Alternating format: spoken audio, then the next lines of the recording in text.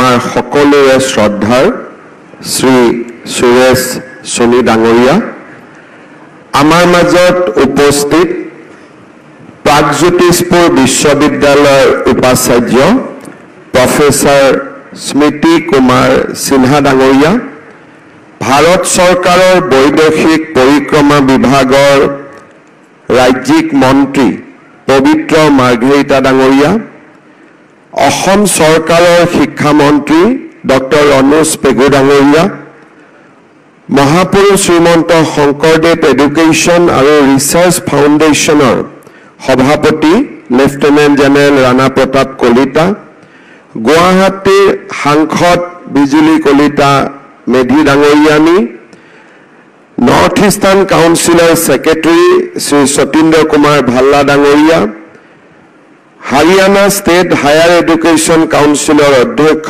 Professor Kailash চন্দ্ৰ শৰ্মা ডাঙৰীয়া, আজিৰ সভাত উপস্থিত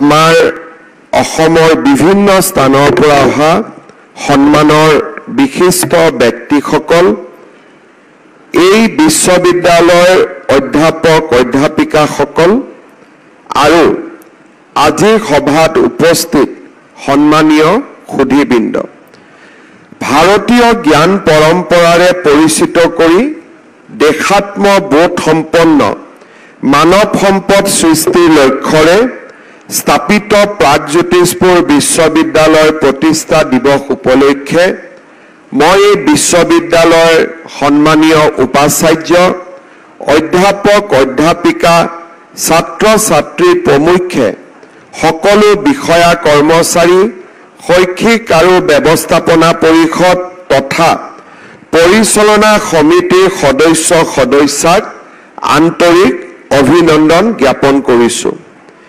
4টা বছৰ অকণমান সময় হ'লেও এই সময়ছোৱাতে বিশ্ববিদ্যালয়খনে ভাৰতীয় প্ৰমূল্যবোধৰ সমান্তৰালভাৱে বিজ্ঞান প্ৰযুক্তিবিদ্যাৰ জ্ঞানেৰে সমৃদ্ধ দক্ষ বিশ্বমুখী মানৱ সম্পদ সৃষ্টিৰ এক মহান যাত্ৰাৰ শুভ আৰম্ভণি কৰিছে।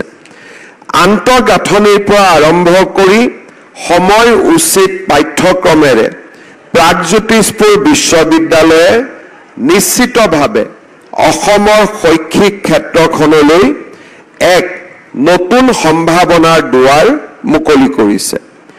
প্ৰাগজ্যোতিষপুৰ নামটোত লুকাই আছে সনাতন ভাৰতীয় সভ্যতাৰ কালজয়ী ইতিহাস।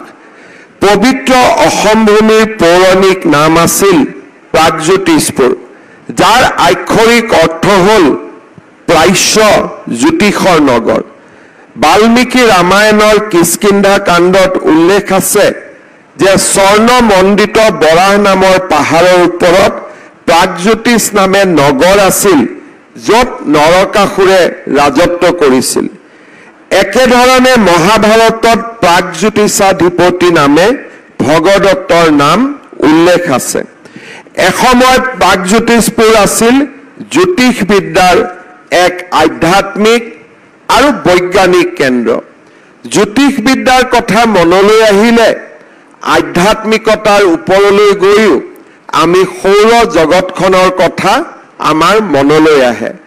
সৌৰ জগতৰ সমান্তৰালভাৱে এষ্ট্ৰনমিৰ পৰা আৰম্ভ কৰি বিজ্ঞানৰ কেইবাটাও মৌলিক দিশলৈ আমাৰ দৃষ্টি আকৰ্ষণ হয়। সেয়ে স্বাভাৱিকভাৱে পুৰণা প্ৰাগজ্যোতিষপুৰ আছিল আধ্যাত্মিক আৰু বৈজ্ঞানিক চৰ্চাৰ এক উল্লেখনীয় আৰু সমাদৃত অঞ্চল। পৌৰাণিক সময়ৰ এই প্ৰাগজ্যোতিষপুৰে পিছলৈ কামৰূপ আৰু আহোমসকলৰ আগমনৰ পিছত ক্ৰমে অসম নামে জনাজাত হয়। প্ৰাগজ্যোতিষপুৰৰ গৌৰৱোজ্জ্বল ইতিহাস আৰু সনাতন ভাৰতীয় সভ্যতাৰ স্মৃতি সোঁৱৰাই থকা এই উচ্চ শিক্ষাৰ প্ৰতিষ্ঠানখনলৈ আহিবলৈ পাই মই গভীৰ আনন্দ আৰু প্ৰাপ্তি অনুভৱ কৰিছোঁ। প্ৰাপ্তি এই কাৰণে অনুভৱ কৰিছোঁ যে বিশ্ববিদ্যালয়খনৰ সৃষ্টিৰ আৰম্ভণিৰ সময়ছোৱাতে এই বিশ্ববিদ্যালয়খনৰ কায়কল্প আৰু ইয়াৰ ভৱিষ্যতৰ যিটো যাত্ৰা, সেই যাত্ৰাৰ লগত জড়িত হৈ থকাৰ আমি সুযোগ পাইছিলোঁ।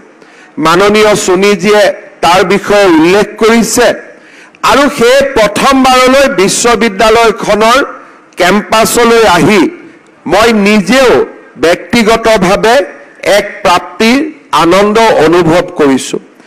এই পবিত্ৰ মুহূৰ্তত মই নিৰৱধি বৈ থকা ভাৰতীয় সনাতন পৰম্পৰাৰ কিছু আলোকপাত কৰিব বিচাৰিছোঁ, যাৰ অন্তঃস্থলত জ্ঞান আৰু প্ৰজ্ঞাই বাস কৰে, যি জ্ঞানে আমাক মুখ্য প্ৰাপ্তিৰ পথ দেখুৱায়, ৰাষ্ট্ৰৰ প্ৰতি সমৰ্পিত হৈ মানৱ জাতিৰ কল্যাণত আত্মনিয়োগ কৰিবলৈ পথ প্ৰদৰ্শন কৰে, যাৰ ঐতিহ্যৰ আলোকে ভাৰতীয় হিচাপে আমাক অনন্য ৰূপত উদ্ভাসিত কৰে। আমি যি সনাতন ভাৰতীয় পৰম্পৰাৰ উত্তৰাধিকাৰী, সেই সনাতনৰ অৰ্থ অতি ব্যাপক আৰু মহৎ।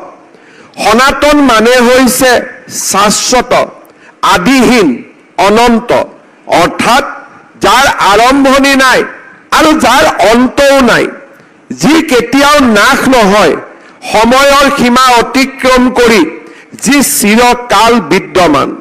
সনাতন হৈছে শাশ্বত সত্য, যি সকলো পৰিৱৰ্তনৰ মাজতো অবিচল হৈ থাকে। উপনিষদ আৰু ভগৱদ গীতাত সনাতনৰ শব্দ আৰু অতি গভীৰ।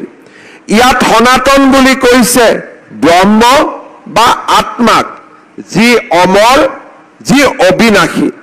সকলো নাম ৰূপ দেহ বস্ত্ৰ সময়ৰ লগত সলনি হয়, কিন্তু ব্ৰহ্ম বা আত্মাৰ সলনি নহয়। ধৰ্মৰ অৰ্থ হৈছে যি ধৰে, যি বৰ্তাই ৰাখে, যি পোষণ কৰে। বেদত কয় ধাৰণাত ধৰ্ম ইতাহুহ, অৰ্থাৎ যিয়ে বিশ্বক ধৰি ৰাখে সেই ধৰ্ম। সেই সনাতন ধৰ্ম হৈছে সেই শাশ্বত নীতি, যিয়ে সৃষ্টিক ধৰি ৰাখে, যিয়ে জীৱনক সংগতি আৰু স্থিৰতা দিয়ে। উপনিষদে কয় মানুহৰ জীৱনৰ চূড়ান্ত লক্ষ্য হৈছে ব্ৰহ্মৰ জ্ঞান, অৰ্থাৎ নিজৰ ভিতৰৰ চিৰন্তন আত্মাৰ উপলব্ধি। যিবোৰ নৈতিক নীতি, ধ্যান, ধাৰণা, সাধনা, আচৰণে মন শুদ্ধ কৰে, জ্ঞানৰ পথেৰে, আলোকৰ পথেৰে আমাক আগুৱাই লৈ যায়, সেই হ'ল ধৰ্ম। সেই অনুসৰে যি জীৱন পদ্ধতিয়ে মানুহক আত্মজ্ঞানৰ দিশে লৈ যায়, সেই পথেই হৈছে সনাতন হিন্দু ধৰ্ম। সনাতন ধৰ্ম কেৱল এক ধৰ্মীয় আচাৰ আৰু নীতিয়ে নহয়, ই এক সাৰ্বজনীন জীৱন দৰ্শন। ইয়াৰ মূলতে আছে সত্য, অহিংসা, দয়া, সংযম আৰু প্ৰকৃতিৰ লগত একাত্মবোধৰ শিক্ষা।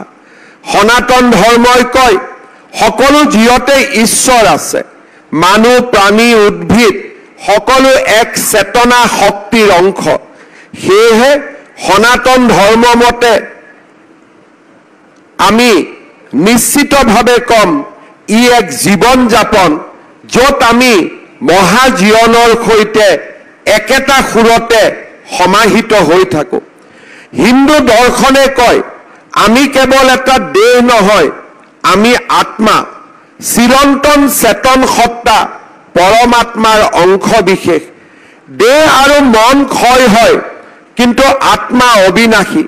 সনাতন ধৰ্মই আমাক বাৰে বাৰে সোঁৱৰাই দিয়ে আমি অমৰ, আমাৰ আত্মা পবিত্ৰ আৰু এটা মুক্ত সত্তা। সনাতন ধৰ্মৰ আধাৰত গঢ় লোৱা ভাৰতীয় চৈতন্যই জ্ঞানৰ সাধনাকে ভাৰতৰ মুখ্যতম ধৰ্ম বুলি স্বীকৃতি দিছে। সনাতন সভ্যতাত এনে মহৎ ধাৰণা এইবাবে উদ্ভৱ হৈছিল যে অতীজৰে পৰা এই পবিত্ৰ ভাৰত ভূমিত নৈতিকতা, দৰ্শন, সাহিত্য, বিজ্ঞান আৰু সংস্কৃতিৰ প্ৰতি আমাৰ দেশৰ জনতাই সদায়ে গভীৰতম শ্ৰদ্ধা পোষণ কৰিছিল। প্ৰাচীন ভাৰতীয়সকলে কৈছিল, ন হি জ্ঞানেন সদৃশং পবিত্ৰমেহ বিদ্যতে, অৰ্থাৎ জ্ঞানৰ দৰে পবিত্ৰ আৰু আন একো বিষয় এই পৃথিৱীত নাই। ভাৰতীয় সনাতন সভ্যতাত শিক্ষাৰ মূল উদ্দেশ্য হৈছে মুখ্য প্ৰাপ্তি। কিন্তু এই মুখ্য প্ৰাপ্তিৰ পথ তপস্যা বা সন্ন্যাস নহয়। আমাৰ প্ৰাচীন পৰম্পৰাবোৰত ধৰ্ম লগতে কৰ্ম, জ্ঞান আৰু ভক্তিৰ জৰিয়তে মুখ্য প্ৰাপ্তিৰ বিষয়ে উল্লেখ কৰা হৈছিল। আৰু এই নীতিসমূহৰ আধাৰতে প্ৰাচীন ভাৰতত তক্ষশিলা, শ্ৰীধন্য কটক, নালন্দা, উদান্তপুৰী, দেৱবিহাৰ, বিক্ৰমশিলা আৰু উজ্জয়িনী এই 6খন বিশ্ববিদ্যালয়ে শিক্ষাৰ উৎকৃষ্টতম প্ৰাণকেন্দ্ৰ ৰূপে গঢ় লৈ উঠিছিল। বিজ্ঞান, জ্যোতিৰ্বিজ্ঞান, গণিত, নিদান শাস্ত্ৰত ভাৰতীয়সকলৰ দক্ষতা আছিল অপৰিসীম। এই সকলোবোৰ ভৌতিক বিজ্ঞানৰ মাজত ভাৰতীয় মনীষীয়ে যি বিজ্ঞানক আটাইতকৈ গুৰুত্ব দিছিল সেয়া আছিল চৈতন্যৰ বিজ্ঞান। এসময়ত সমগ্ৰ বিশ্বই ভাৰতৰ জ্ঞান আৰু প্ৰজ্ঞাৰ সাধনাক সমীহৰ দৃষ্টিৰে চাইছিল।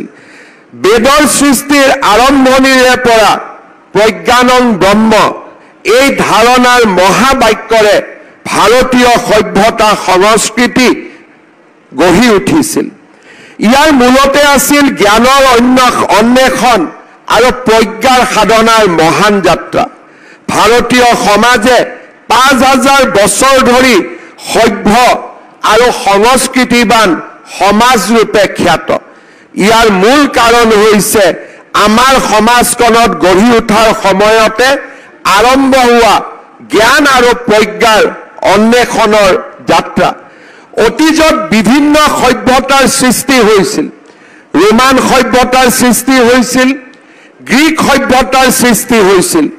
কিন্তু ভাৰতৰ সনাতন সভ্যতা আৰু সংস্কৃতি আজিও নিৰবিচ্ছিন্নভাৱে প্ৰবাহমান হৈ আছে। কাৰণ আমাৰ সভ্যতাৰ আৰম্ভণি হৈছিল জ্ঞান আৰু প্ৰজ্ঞাৰ পীঠভূমিত। আমাৰ যাত্ৰা আছিল জ্ঞান আৰু প্ৰজ্ঞাৰ অন্বেষণ। যি জাতিৰ সমগ্ৰ চালিকা শক্তি জ্ঞান আৰু প্ৰজ্ঞাৰ দ্বাৰা পৰিচালিত হয়, সেই জাতি অনন্ত কাললৈ গৌৰৱেৰে জীয়াই থাকে। ভাৰতীয় সভ্যতাই তাৰ জ্বলন্ত প্ৰমাণ হিচাপে 5000 বছৰে আমাৰ পৃথিৱীত উচ্চ স্তৰে, উচ্চ শিখৰে জীয়াই থকা। প্ৰাচীন ভাৰতৰ তক্ষশিলাত যি বিশ্ববিদ্যালয় প্ৰতিষ্ঠা হৈছিল, সি খ্ৰীষ্টপূৰ্ব 1 শতিকালৈ বৰ্তি আছিল। এই বিশ্ববিদ্যালয়ৰ তলত কেইবাখনো চতুষ্পাতি আছিল। তাত 18বিধ শিক্ষা দিয়া হৈছিল। তাত ভাস্কৰ্য কলা, চিত্ৰকলা আৰু আন আন হস্তকলাৰ বিদ্যা শিক্ষা দিয়া হৈছিল। ইয়াতে অত্ৰেয় ঋষিয়ে আয়ুৰ্বেদৰ শিক্ষা দিছিল। বুদ্ধদেৱৰ চিকিৎসক জীৱক এই অত্ৰেয় মুনিৰ ছাত্ৰ আছিল। এই বিশ্ববিদ্যালয়তে জীৱকে 7 বছৰ অধ্যয়ন কৰিছিল। পাণিনি আৰু চাণক্যয়ো এই বিশ্ববিদ্যালয়ৰ ছাত্ৰ আছিল।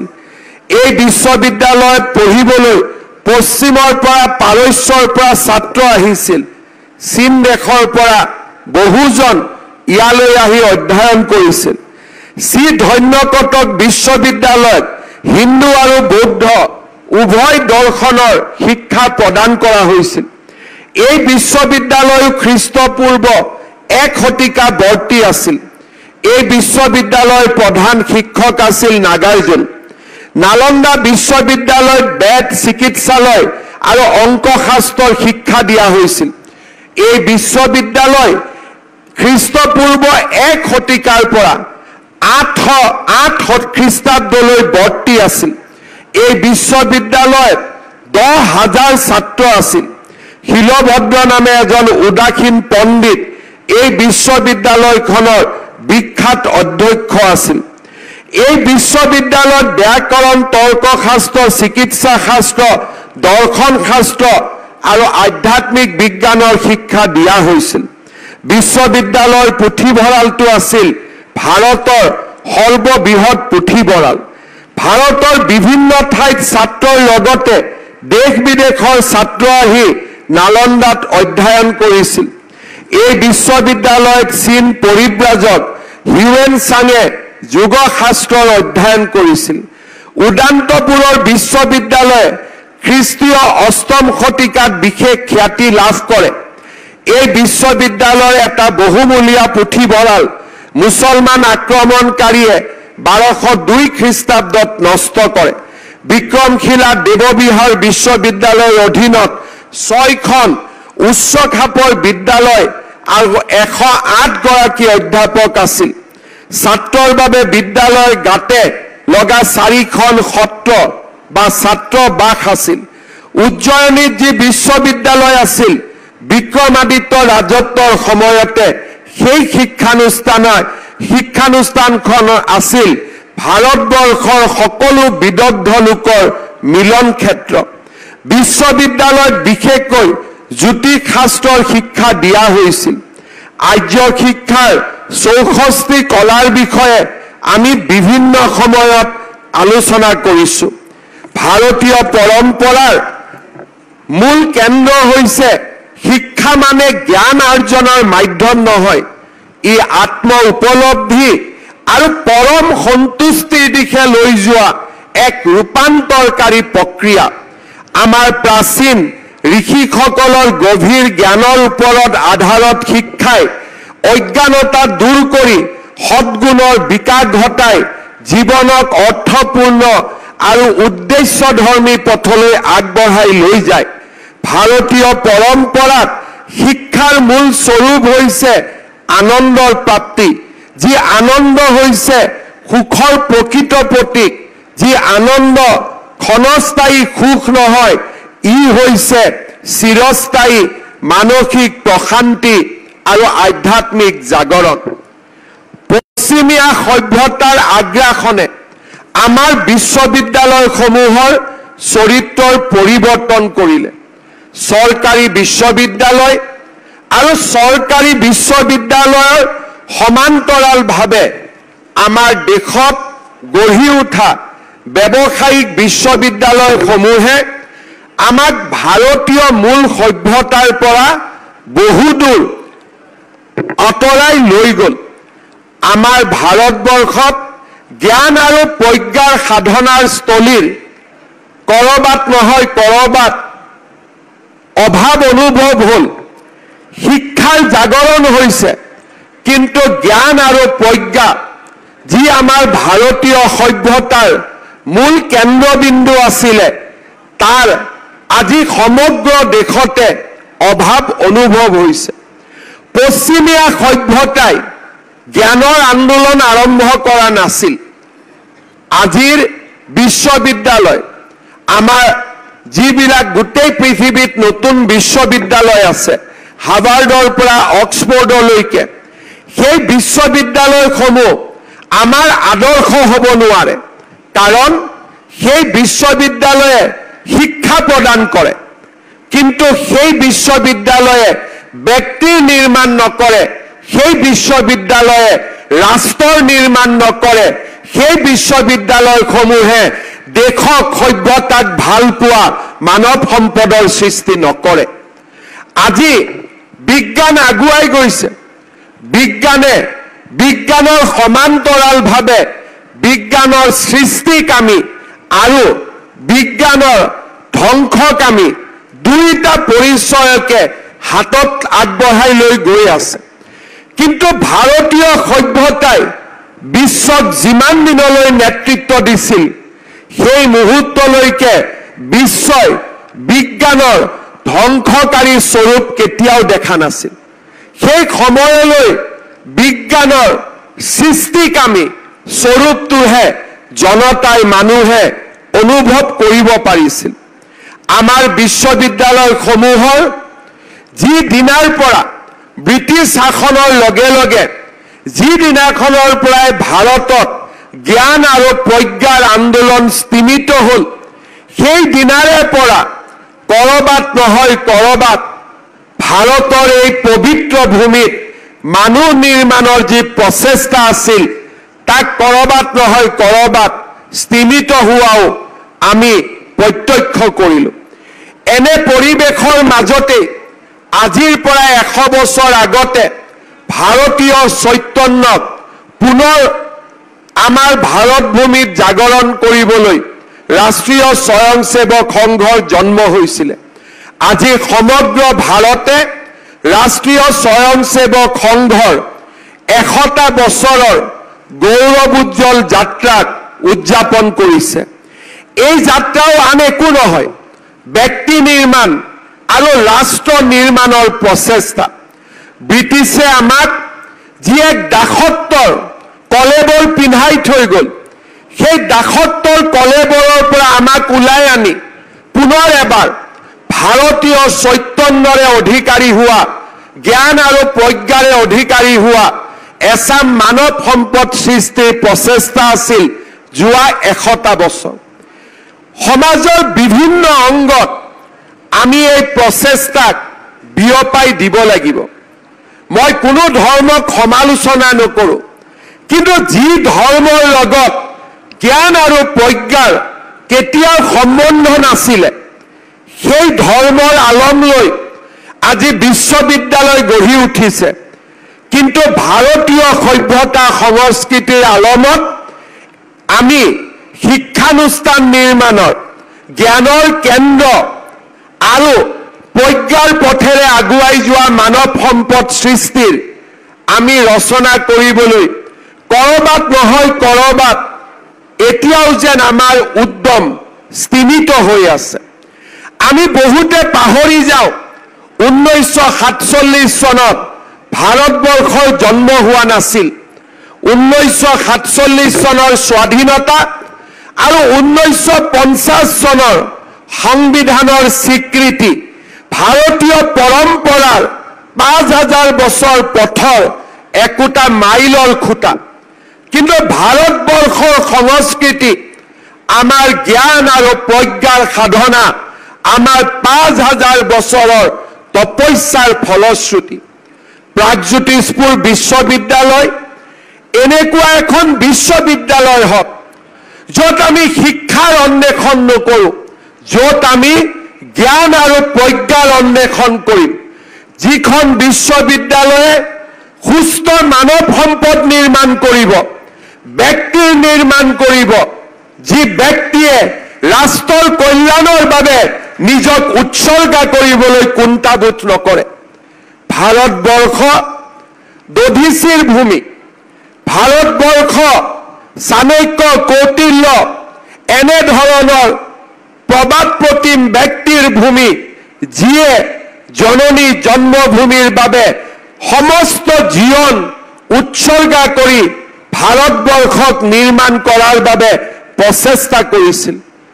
আমি প্ৰাগজ্যোতিষপুৰত, আমাৰ কামৰূপত কৰবাত নহয় কৰবাত অভাৱ অনুভৱ কৰিছিলোঁ।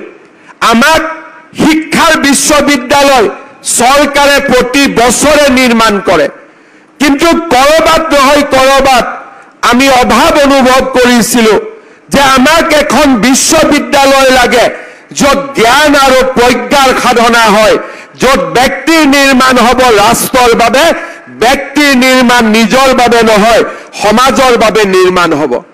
আজি মই অত্যন্ত আনন্দিত আৰু ব্যক্তিগতভাৱে মই অত্যন্ত গভীৰ প্ৰশান্তি অনুভৱ কৰিছোঁ যে আমাৰ প্ৰাগজ্যোতিষপুৰ বিশ্ববিদ্যালয়ৰ কৰ্ণধাৰসকলে এডাল বট বৃক্ষৰ আৰম্ভণি কৰিছে। 4টা বছৰৰ ভিতৰতে এই গছডাল, এই বট বৃক্ষডাল সুন্দৰভাৱে আগবঢ়াৰ আমাৰ যাত্ৰা আমি স্পষ্টভাৱে দেখিবলৈ পাইছোঁ। আজি এই বিশ্ববিদ্যালয় চৌহদলৈ আহি মই বহু বিশ্ববিদ্যালয় শিক্ষামন্ত্ৰী হিচাপে বহু বিশ্ববিদ্যালয় নিৰ্মাণৰ লগত জড়িত আছো বহু বিশ্ববিদ্যালয়ত 200 300 500 কোটি টকা দি বহুত বিশ্ববিদ্যালয় নিৰ্মাণৰ মই সাক্ষী হৈ আছো কিন্তু এইখন বিশ্ববিদ্যালয়ত আহি মই মুখ্যমন্ত্ৰী হিচাপে নহয় ব্যক্তিগতভাৱে এক বিৰল মানসিক প্ৰশান্তি অনুভৱ কৰিছো যত নেকি মই আশাৰ কিৰণ দেখিছো শিক্ষাক ব্যৱসায়ীকৰণৰ পৰিৱৰ্তে আজি আমি শিক্ষাক ৰাষ্ট্ৰমুখী কৰাৰ যি চিন্তা সেই চিন্তাৰ কৰবাত নহয় মই কৰবাত আৰম্ভণি দেখিছো ইউএছডিএমৰ যে দৰে যেতিয়া বিশ্ববিদ্যালয় সমাজত নিৰ্মাণ হয় কৰবাত নহয় কৰবাত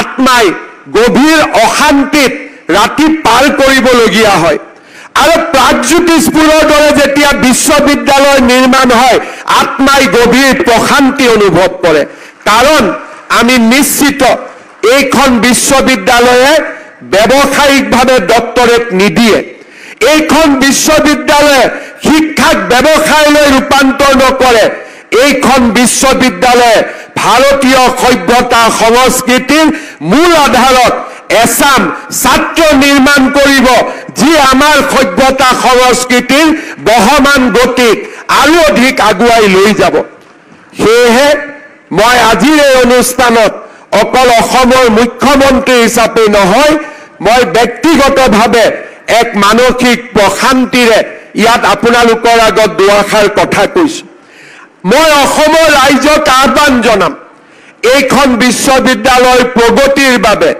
যোনে যেনেকে পাৰে সহায় কৰক কোনোবাই আৰ্থিকভাৱে সহায় কৰক কোনোবাই মানসিকভাৱে সহায় কৰক কোনোবাই নিজৰ পৰিশ্ৰমেৰে সহায় কৰক আৰু নিজৰ পুত্ৰ সন্তানক প্ৰথম চিন্তা কৰক যে প্ৰাগজ্যোতিষপুৰ বিশ্ববিদ্যালয়ত সিট পামনে যদি ইয়াত সিট নাপায় তেতিয়াহে দ্বিতীয় তৃতীয় বিশ্ববিদ্যালয়ৰ সন্ধান কৰক কাৰণ মই নিশ্চিতভাৱে ক'ব পাৰো যে অসমৰ যি পিতৃ মাতৃয়ে নিজৰ সন্তানৰ সৰ্বপ্ৰকাৰৰ কল্যাণ কামনা কৰে যি নিজৰ পিতৃ মাতৃয়ে সন্তানক ইয়াত পঠিয়াই গৈ সম্পূৰ্ণভাৱে কোনো ধৰণৰ চিন্তা নোহোৱাকৈ গাঁৱৰ পৰাই নিজৰ পুত্ৰক আশীৰ্বাদ দিব বিচাৰে সেই পিতৃ মাতৃৰ বাবে সৰ্বশ্ৰেষ্ঠ ঠিকনা হৈছে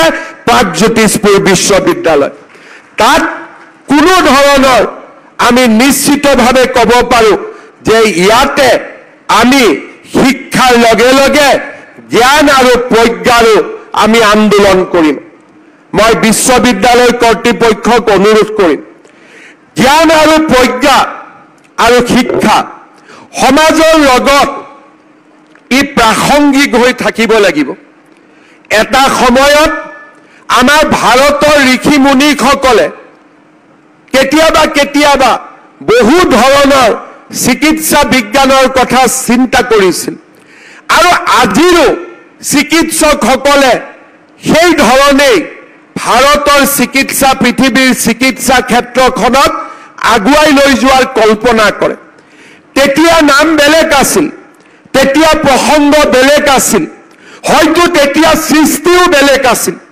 বা তেতিয়া সৃষ্টিৰ ৰূপৰেখাও বেলেগ আছিল আজি সৃষ্টিৰ ৰূপৰেখা বেলেগ হ'ব কিন্তু প্ৰাসংগিকতাৰ পৰা আমি কেতিয়াও আঁতৰি যাব নোৱাৰো আৰ্টিফিচিয়েল ইন্টেলিজেন্সৰ বহু বিৰূপ প্ৰতিক্ৰিয়া থাকিব পাৰে যোৱা কেইদিনমানত যোৱা এমাহত আৰ্টিফিচিয়েল ইন্টেলিজেন্সৰ বিৰূপ প্ৰতিক্ৰিয়া কেনে নিৰ্মম হ'ব পাৰে তাক আমি প্ৰত্যক্ষ কৰিছো আজি ৰাতিপুৱাও আমি ঢিঙৰ পৰা এজন যুৱকক গ্ৰেপ্তাৰ কৰিছো যোনে নেকি আৰ্টিফিচিয়েল ইন্টেলিজেন্সৰ কদৰ্য প্ৰয়োগ কৰি অসমক অশান্ত কৰি ৰখাৰ ষড়যন্ত্ৰ কৰিছিল কিন্তু ইয়াৰ মাজতো আমি নিশ্চিতভাৱে জানি উঠিব লাগিব যে সন্মুখত আৰ্টিফিচিয়েল ইন্টেলিজেন্সৰ কোনো বিকল্প নাই অহা 50 বছৰলৈ জ্ঞান আৰু শিক্ষাৰ ক্ষেত্ৰখনত artificial intelligence, machine learning, robotics, আমি তাৰ পৰা হাৰি যাব নোৱাৰো, আমি তাৰ পৰা আঁতৰি যাব নোৱাৰো। প্ৰাগজ্যোতিষ বিশ্ববিদ্যালয়ৰ দায়িত্ব হ'ব আমি জ্ঞানৰ চৰ্চা কৰিম। AI, মেচিন লাৰ্নিং, ৰবটিক্স আমি সকলোৰে চৰ্চা কৰিম, কিন্তু আমাৰ ছাত্ৰ ছাত্ৰীয়ে জ্ঞান আৰু বিজ্ঞানৰ অধিকাৰী হৈ ইয়াক মানৱ জাতিৰ কল্যাণৰ বাবে ব্যৱহাৰ কৰিব, ইয়াৰ মানৱ জাতিক ধ্বংসৰ বাবে ব্যৱহাৰ নকৰে। আৰু সেইবাবে যেতিয়া আমাৰ ল'ৰা ছোৱালীয়ে AI শিকিব, ৰবটিক্স শিকিব, আমাৰ ল'ৰা ছোৱালীয়ে যেতিয়া মেচিন লাৰ্নিং শিকিব, তাত যদি স্পিৰিচুৱেলিটি নাথাকে, তাত যদি আধ্যাত্মিকতা নাথাকে, তাত যদি এথিক্স নাথাকে, ই ধ্বংসৰ আৰম্ভণি হ'ব। কিন্তু যেতিয়া আমাৰ ল'ৰা ছোৱালীয়ে AI জানিব, হেকিং জানিব, মেচিন লাৰ্নিং জানিব, ৰবটিক্স জানিব, কিন্তু সকলোতকৈ এটা কথা জানিব যে মই এনে জ্ঞানৰ অধিকাৰী, এই পৃথিৱীলৈ মই মানৱ কল্যাণৰ বাবে আহিছো।